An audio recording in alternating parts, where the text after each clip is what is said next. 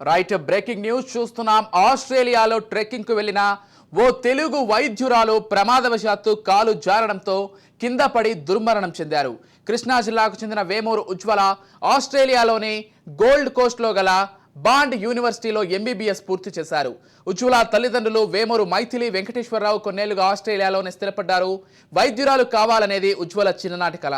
ప్రస్తుతం ఆమె royal Brisbane women's ఆసుపత్రిలో పనిచేస్తున్నారు.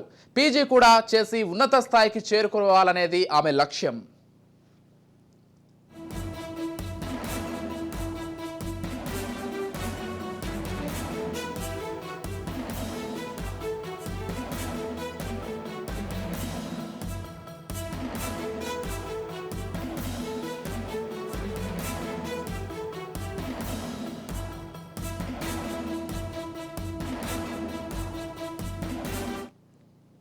ఈ నెల 2వ తేదీన సరదాగా తోటి స్నేహితులతో కలిసి ఉజ్వల ట్రెక్కింగ్కు వెళ్లారు.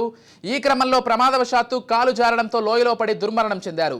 జీవితంలో ఉన్నత స్థితికి వెళుతుందనుకున్న ఉజ్వల ఇక ఊహించని విధంగా దుర్మరణం చెందడం ఆమె కుటుంబంలో తీవ్ర విషాదాన్ని నింపింది. కాగా ఉజ్వల అంత్యక్రియల నిమిత్తం ఆమె భౌతిక కాయాన్ని ఉంగుటూరు మండలం ఎలుకలపాడులోని అమ్మమ్మ తాతయ్య ఇంటికి తీసుకొస్తున్నారు.